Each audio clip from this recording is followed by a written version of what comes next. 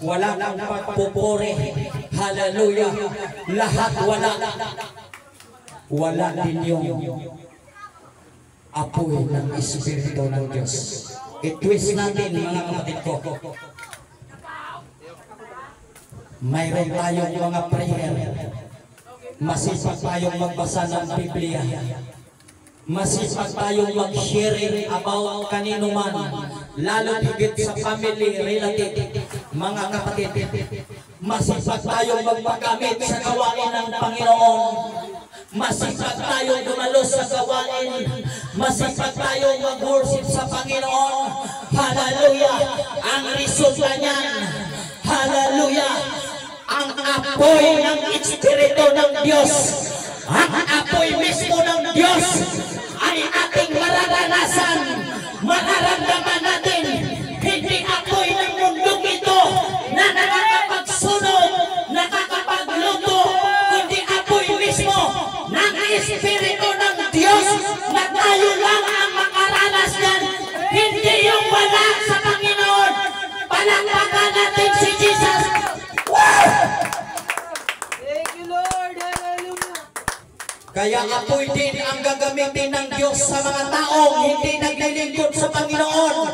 Church, bago ako magtapos, huwag tayong magkumpiyansa. Ang mundong ating ginagalawan, kasama ang mga taong walang panahon sa Diyos, nakanaana ito sa apoy. Kaya nga may mga bulkan ngayon na naglalabasan, sumingaw sa ilalim ng dagat, pumutok sa ilalim ng dagat.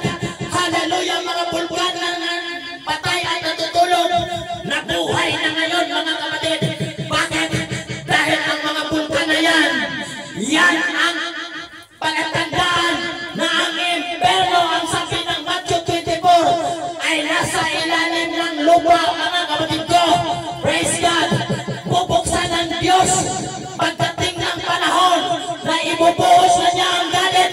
Gugunawin niya ang mundo dahil nakaredy na ang mundo, nakalutang sa asupre. Woo! Hallelujah! Kaya nga ang South Africa, maging ang Middle East mga kapatid ko, ang Alaska, Atlantic, hindi nila halos masukat ang kapal ng yelo. Bakit? Na-determine, na-pinpoint ng mga scientists ng Russia at ng US. Kaya pala napakakapal ng yelo. Hallelujah! May dagat na wala ng halos tubig, puro yelo na lang. Bakit? Impyerno pala. Asupre ang ilalim, dahil kung hindi nilagyan ng Diyos ng yelo, walang hayop at tao na pwedeng pumunta sa lugar na yon. Kaya church, sa panahon natin, seryosohin natin ang paglilingkod sa Panginoon. Malapit ng unawin ng Diyos ang mundo. Kung hindi pa man darating yan, church, lahat ng taong buhay, sigurado pasasyon, ay may kamatayan kapag ang tao hindi maglingkod sa Panginoon. Church, hallelujah! Kawawa ang kaluluwa, automatic mapunta siya sa hadis ng pagkurusa na naroon ngayon tinambak ng Diyos ang mga kampo ni Satanas, ang mga espiritong hindi naglilingkod at walang panahon sa ating Panginoon.